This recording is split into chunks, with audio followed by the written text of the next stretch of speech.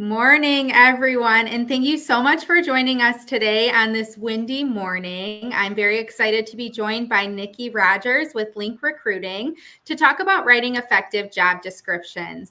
My name is Brianna Mosher. I'm the Executive Director of Flint and Genesee Education and Talent, and in our line of work, we are constantly talking to employers who are telling us, I need people, I can't find people, what can I be doing to reach the right audiences? And job descriptions are a great place to start.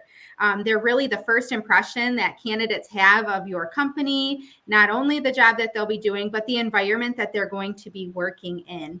They can really set the tone for your hiring process and influence whether qualified candidates are going to apply or not. Writing a strong job description, though, requires more than a bulleted list of responsibilities and requirements. So during today's presentation, Nikki is going to share more on how to write effective job descriptions, how to really capture the attention of talent who is looking to potentially make a move with your organization. So with that, I would like to give the floor to Nikki to introduce herself, talk a little bit about Link Recruiting before we get started with the presentation. Thank you, Bria. I'm glad that I had this opportunity, and it's good to see you this morning. Yes. On a windy day. So my name is Nikki. I am the owner of Link Recruiting. Started the business in October. Really was passionate and excited to build partnerships and relationships with hiring managers and business owners, clients that, just like you said, everybody's looking for that qualified candidates, that good talent for their facility, long-term employees. And I really wanted to make sure I had a personalized approach with what I did with clients instead of just saying, well, this is how we do things and this is how it's going to work. Everything does not work for client A that it would for client B. Mm-hmm. So I really made sure to make that kind of my business model, is to really personalize to each client what they're looking for in not just candidates, but their business growth and their partnership with me. So I have had phenomenal success and feedback from clients appreciating that personalized approach. Mm-hmm. Great success business-wise with placements and candidates, great partnership. So it's been an incredible journey and a lot of support from friends, family, the chamber, and other clients as well. Awesome. Well, thanks so much for joining us today. For everyone watching, Nikki's contact information will be included in the last slide. So if you love the information that you heard today, but you might need a little more help, she's a resource here to help you. I'm going to go ahead and tee up her slides. And as I do just want to make a few quick notes regarding housekeeping. This presentation is being recorded and will be available both on our Facebook, on our YouTube channel, and on the Educate Flint and Genesee .org website following today's presentation. So the content is very evergreen. You can refer back to it continuously as a resource, and it will be available for you there. So with that, I'm going to hand it over to Nikki to get us started. Great. Thank you so much, Bree. So as she was mentioning, and I have come across, writing those effective job descriptions is very pertinent to grabbing that candidate's attention. Just think about yourself. If you were to be applying for a new career, do you want to go through a book of job duties, responsibilities, bullet points? It just becomes very mundane, and candidates tend to either skim and not understand all of the qualifications, or they just kind of move along. So with a lot of research and webinars that I have taken personally to make sure that I'm understanding what is attracting those candidates, they're looking for the attraction-based job descriptions. And so what candidates are looking for is going through, when they're looking at a job description, they're looking at that job title, and they're looking at these prime motivators. So Brie, I don't know if you go into the next slide. The prime motivators are number one for candidates, and it is not just, these are my job responsibilities, and it is not just compensation. Statistically, looking on past surveys of candidates or hiring managers, presidents, Actually, the last thing that they're looking at is compensation. They want more of these other prime motivators before they even get to that compensation category. So, thinking about that is going to help you write these effective and attractive based job descriptions. Understanding what prime motivators are for people and asking these questions as you're writing them. So, a lot of candidates are looking for that better quality of life, whether that be work-life balance, whether that be better hours or a better shift. Those are different things that are going to be a better quality of life for that candidate. Maybe that candidate is on third shift and they're just like, I really need a first shift to be with my family. Maybe there is a hybrid option that you are offering and there is not that option with that current employer that they have. That's going to be a better quality of life for that candidate. And that's number one, especially I'm sure that, hiring managers and owners have seen since the pandemic, that better quality of life has come in as number one after everything that has happened over the last few years. The next thing that they are looking for is ego. Boost their ego. People want to be good at what they do. They want to be successful. They want to be able to grow. They want to be able to show their skills and be good at what they do. So if a candidate is looking at a job description saying, man, I would be really good at this. I think that I could really thrive and I could bring something to the table. Cater to that ego, put it in your job description and tell them what you're going to be doing and how that candidate's going to improve not only themselves, but the business and the company. Cater to that ego of theirs. Opportunity advancement, that's always a big motivator for candidates. Most candidates that I speak to, I would say in a weekly basis, probably anywhere between 75 to 80% of candidates are looking to leave their current employer because they're stuck. There's no room for advancement. So they are looking for something, and it doesn't necessarily have to be advancement in compensation, but they're just kind of stuck in their role. They're looking to have that leap up that shows what they have been doing in that current role is of value to make them be able to show advancement into their career. Location is a huge thing as well. I have candidates that I speak to every single day that are looking to leave because they're driving an hour or they are in a heavy part of town with a lot of traffic and construction and things like that. So location is big, and you will find a lot of candidates not only looking at the drive, but what's surrounding your company. Really cater to what's around you. And when you're speaking with candidates and in trying to attract them to your position, I talk to candidates and I'm like, build that partnership and that relationship with them, find out about their family. Oh, you love going on hikes. Well, just right down the road from this company is a beautiful trail, or the practice is looking over a lake. Those are things that are going to attract the candidates to that position as well, and the company. And then their last prime motivator is compensation. Now, I'm not saying nobody cares about money, because we know that they do. So compensation and money is a big factor. But I have personally placed candidates at a less salary that they were currently making at their position because we were able to hit all those other prime motivators for them. Closer to home, better work-life balance, opportunity advancement. We hit those, and they actually took a dip in their pay because they can see that potential. So when you're talking to candidates and making your job descriptions and you're showing that compensation, you can put in there what your compensation is or the range.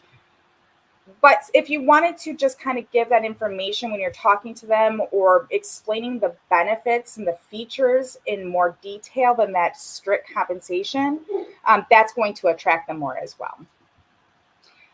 So moving on, when you are looking at those prime motivators, again, this is kind of all the things that I was just kind of, talking about and going over. But this gives you a better breakdown of what each one of those prime motivators and those categories kind of go into.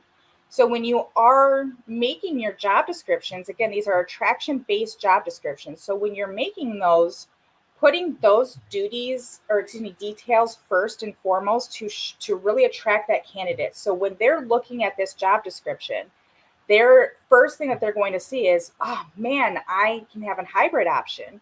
Or, oh, look at this, I have the hours are exactly what I'm looking for so I can be at my son's soccer games, during the week, or I don't have to work weekends anymore. Whatever those goals, those professional and personal goals that candidate has, making sure your job description really pinpoints those instead of just going right into this is the job duties. Start attracting them with these prime motivators. Again, ego, telling they like new challenges. Does it challenge them? So is this going to be something where they feel like they're going to be really good at it? And are they going to be challenged in their next position, in this position? Is this going to be challenging for them? Is it going to give them an advancement? What's it going to do for them? Same thing with the advancement. Do they see that potential of growth? Is it a next step in their career? Are you saying, hey, if you have this background, take the next step and becoming into this? So maybe you're an HR generalist. Take your next step and become our HR manager, and show that you're willing to take candidates in that traction-based job description at one level, and you are excited to have them come into the next level of their career. Excuse me. Again, you have your location, shorter commute, closer to family, around things that they enjoy. Maybe they're big on theater and they can work in Flint, Genesee County around our great theaters or our museums. And that's something that's important to them, seeing that in that job description. And then money is not always a priority to candidates. So don't think that when you're making your job description, you have to adhere to that compensation. Try and make sure that you're hitting those other prime motivators before you get into the compensation category. So next, what we're looking at is when you're going into your job description, detailed versus vague. So that's one thing that I have always looked at when I'm going through job descriptions.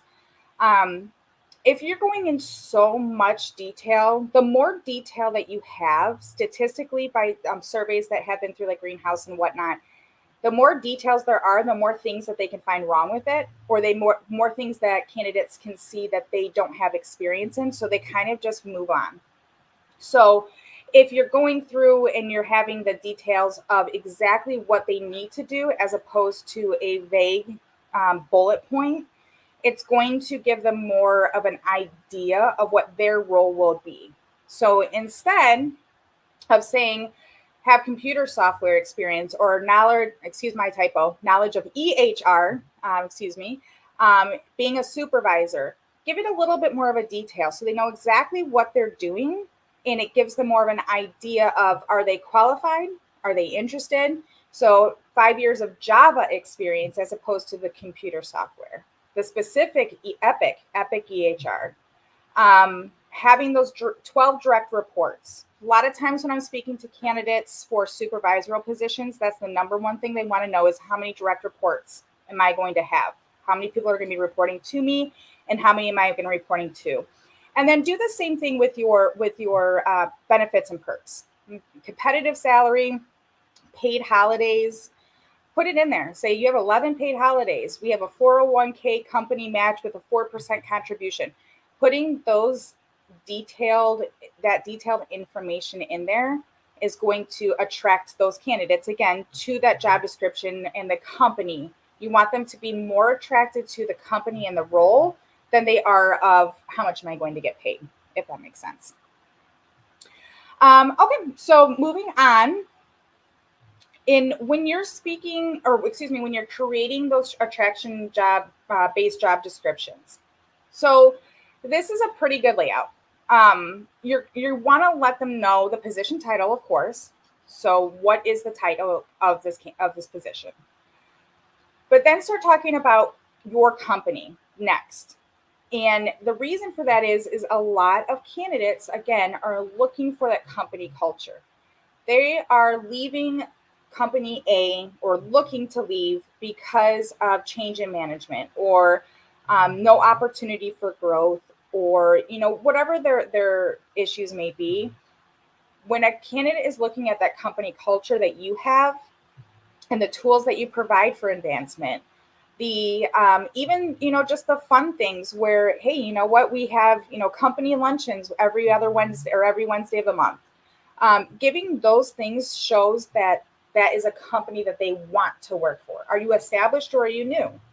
It's not necessarily a good or a bad thing either way. Some people want established companies. Some people want to start up and go into those new companies. But putting it out there, saying, hey, we're new, we're growing, we're looking for you to join our team, we're established, we're growing, we're looking for you to join our team, that's going to give them good insight on what that company is as well.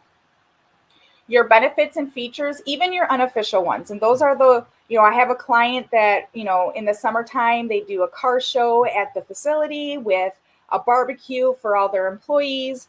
And that's a big thing that I present to candidates when I'm talking to about that client, because that shows, again, company culture and the type of environment it is. So listing all your benefits and making sure you're putting those in details. Is it work from home? Do you have childcare assistance? If you have that, put that in your benefit, because that is going to be a huge thing that's going to pull out to a candidate. Your healthcare, is it for the whole family? What kind of contribution do you have? Putting in all of your benefits and features is going to really, again, attract that candidate to this company. When candidates are looking at job descriptions, they're not necessarily just saying, oh, okay, this is what the job duties are. It's going to be more along the lines of, what is my future looking like if I join this company? And then their role. Tell them what they're going to be doing. Instead of saying job responsibilities and then just bullet, say what they're going to be doing. You, as an engineering manager, will have a huge impact on our company by A, B, C, D. Letting them know, you can include those bullet points, but telling them what they will be doing. You will have 6 reports to you that you are responsible for on their paperwork and quotas for the day. How is it a better role for them? By joining our company, you have room for advancement. By joining our company, you have ABC. So how is this role going to be better for them? And really explaining that in detail. And again, it doesn't have to be a book and it doesn't have to be bullets, but just telling them, how is it going to be better? When you're interviewing them, you're going to be saying, you will be so much happier here because of A, B, and C. So put that in there. This will be a great advancement for you. This will be a great career change. This will be a beautiful location. Why is this going to be better for them? And how they will contribute to the company. You will be a huge asset in growing our business, business line. You will be a huge asset, bringing in new recruits. However you want to word it, what are they going to be doing that's going to contribute to the company? They want to know what they're doing to contribute to the company. Not everybody's saying, hey, I'm just going to get a job.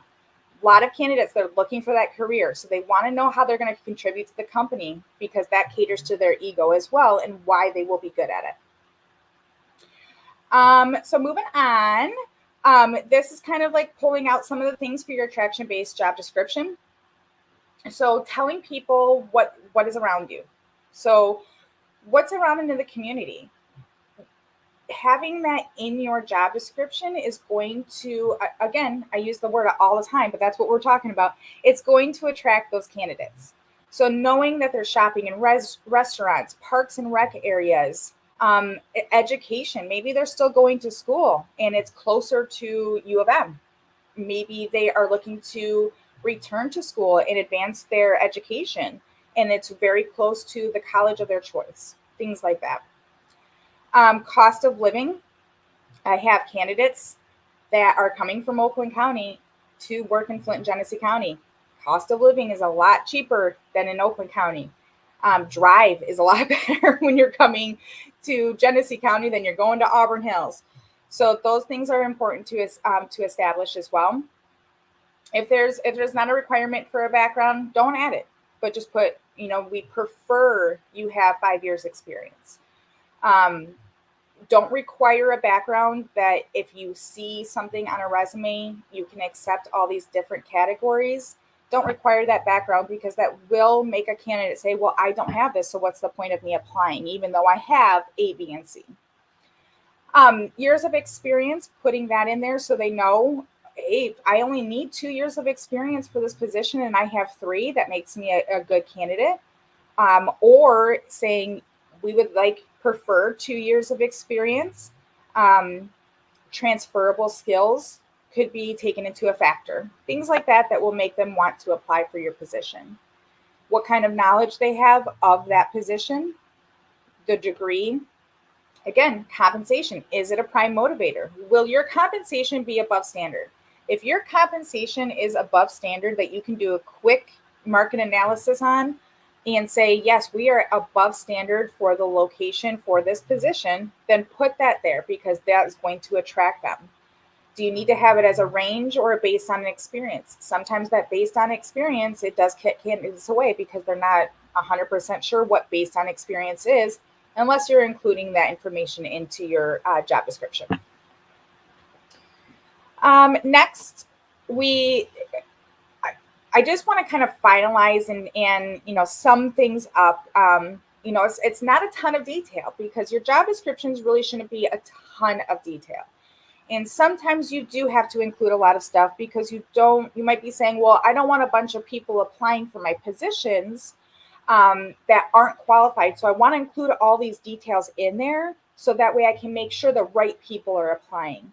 But just remember, you have candidates that have maybe 90% of what you're looking for, and that 10% can be used as transferable skills or it can be built on. So being open to those candidates and not scaring them off by all those details is going to be very important. And then also, I have read a statistic as well that making your job descriptions follow those guidelines, but not look exactly the same for each one. Maybe you include qualifications in one and education requirements in the other. Making sure you kind of mix up your job descriptions a little bit. Otherwise, again, it's kind of like reading the same page over and over again, and it becomes very mundane and candidates will kind of move on. And I just read that statistic where candidates will look at more companies and more job descriptions if they're seeing some difference in each one. So really just focusing on those prime motivators and making sure you're getting out what is going to really adhere to the candidate's interest by attracting them to your company and those job descriptions. All right, Nikki, thanks so much for all of that great information. If you are watching and you have a question, please feel free to drop it in the comment box. I do have one question because I know you're in the business of talking to candidates. It is your life's work. So what are you hearing from the candidate perspective other than what you already included in how employers should write out their job descriptions? Yes, I actually have. It's funny because I have had candidates that have applied with me for positions and have heard of, I guess they could say, of other of that same position. Mm-hmm. And so what I mean by that, for example, is I've had a candidate apply for me for a management position, and I was speaking with them, interviewing, getting all their details and what they were looking for. And once we went to set up the interview with the client, everything was taken care of. They knew exactly who I was talking about because they specifically said, I have actually seen their job postings. And I kind of just veered over it because it seemed like I wasn't qualified. There was too much involved and I wasn't qualified. It seemed like maybe it was too far away. There was just too much going on in it. And that would kind of solidified the whole attraction base because that candidate applied with me, not with the client specifically on Indeed or wherever they posted, because he was able to just see those prime motivators come out.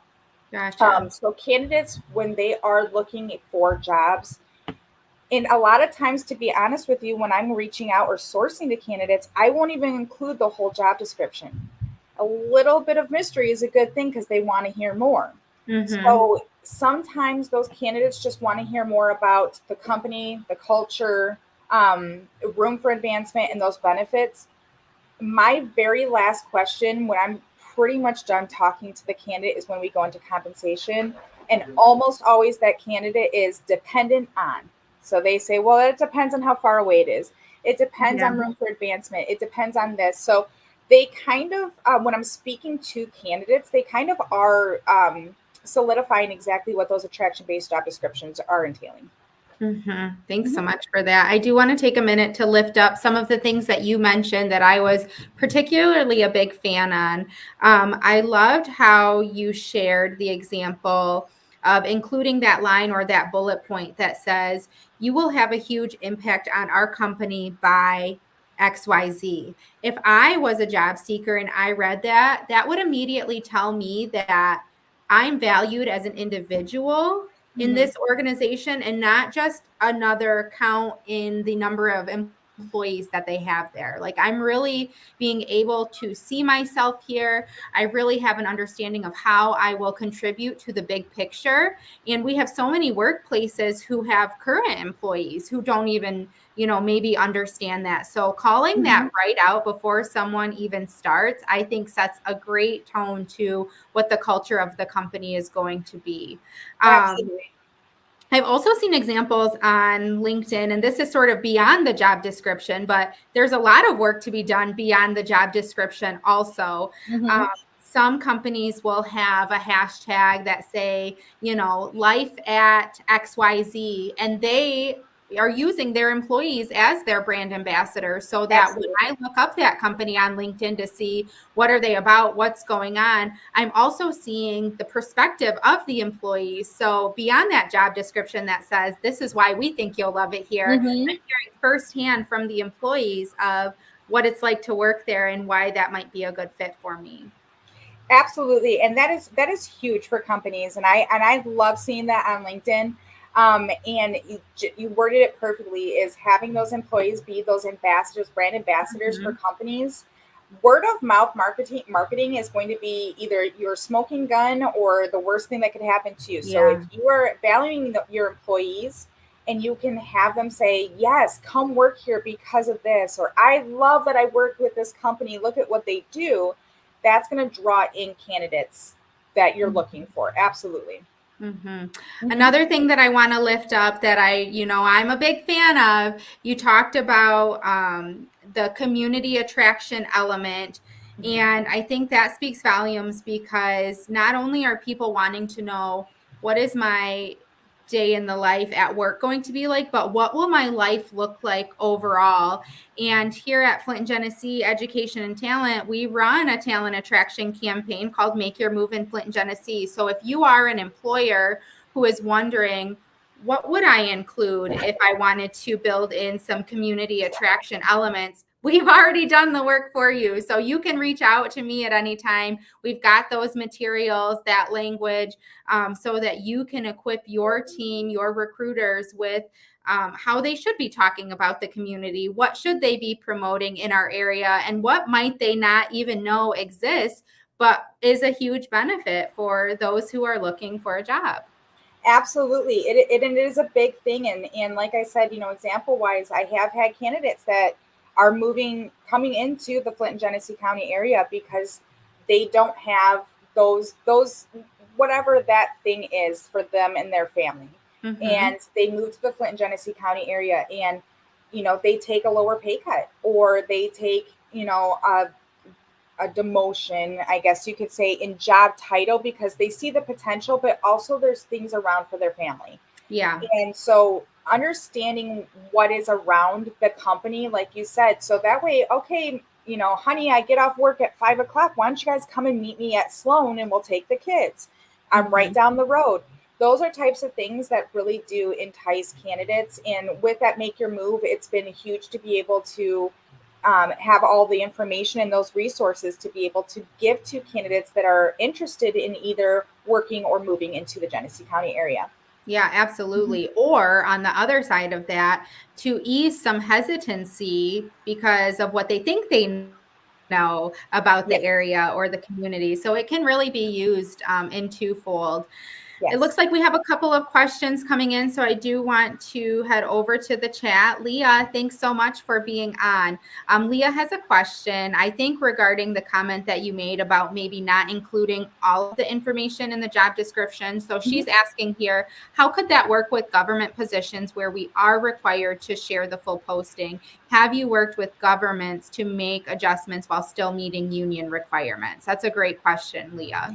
Yeah, that is a great question. And I mean, there are going to be things, especially when you come into government or union entities, that, your hands are a little bit tied and you have to require all that information. And there might be certain levels that you have to include Mhm. for experience. You'll be at this level because of this many years experience, this level because of this experience, or whatever those union requirements are. Yes, I have worked with government positions, city officials, things like entities like that. And I have actually worked with them specifically. A couple of my clients, not even sourcing candidates, but just working on their job descriptions and SOPs for them to Mhm. make sure that it is attracting more of those candidates. So, government positions, yes, they're very detailed, right? There's a lot of information that you may be required to have, must pass background check and drug Mhm. screen, those types of things. If those are requirements for the position, absolutely include those. And if they, have to have a good driving record, whatever those requirements are that are non-negotiables, absolutely include those. However, when you have a union or even a government type of position where it has so much detail, you can minimize some of the things or reword them just so that it gives them a little bit more information again about the company. You're really the biggest thing about the traction based job description, it's not eliminating all the requirements or duties. It's just making sure that you're attracting them to other parts of the company as opposed to only making it about the job requirements and the job duties. Mhm. Mm-hmm. Yeah, and I think back to sort of, what you shared on the impact you'll make. So this is the impact that you could make working in local government. And if you feel like your job descriptions are maybe getting a little lengthy and you don't want to include too much information, I think the examples that you shared, Nikki, could be a great template too for maybe some training that you could do with your recruiters on how to work that information into conversation. So, Mm-hmm. okay, we didn't have room to put this in the job description, but when you're getting on that initial call and people are asking questions about the company, what it's like to work here are some of the key points that you definitely want to hit on in that first Yes. screening. Yeah, I think training is the biggest thing with your recruiters, your hiring team, is making sure that they understand this is to attract candidates to us. This is to attract qualified, but also interested candidates, value candidates. This is to bring them in. And then making sure your recruiters and your hiring team understand those additional qualifying questions to discuss with candidates, listening for any of those red flags that maybe, oh, they said they don't like this, but it's a requirement. Let's delve into that. So Mm-hmm. training, of course, is a huge part with your hiring team. Awesome. Mhm. Thanks so much, Nikki. It doesn't look like we have any additional questions at this time. I do want to pull up your contact information here one more time. So if you do have follow-up questions, feel free to leave them in the comments and we'll be monitoring those over the next few days. But also feel free to connect with Nikki. She's always sharing some great content on her Facebook page, on her LinkedIn page, and she's just an overall great professional contact to have as well. So you can connect with her on those platforms. You might see her at a chamber luncheon coming up soon, but we're so appreciative of the information that you shared today and of your partnership. Yes, I am very appreciative of you and the whole Genesee group and chamber clients. If anybody, even if they just want to shoot me an email, I know sometimes it's scary to contact a recruiting firm and you think I'm going to hit you with all these fees. Again, I just like to emphasize that's not really how I work. I build on partnerships. So even if you're like, hey, we have this really long job description, could you rewrite this for us and maybe it'll give us a better idea of how we can make it more attraction based? Send it over to me. I'd be more than happy to do that. Send it back. Make sure that it's good for you to, your hiring manager, your CEO, whoever needs to approve it. But I have no issues doing that as well if you would like some assistance just to kind of get an idea on how to break it down. Great. Well, thank you so much. We appreciate your expertise. Again, if you have questions, feel free to reach out. But if not, thank you so much for joining us today, and we'll see you next time. Yeah, thank you.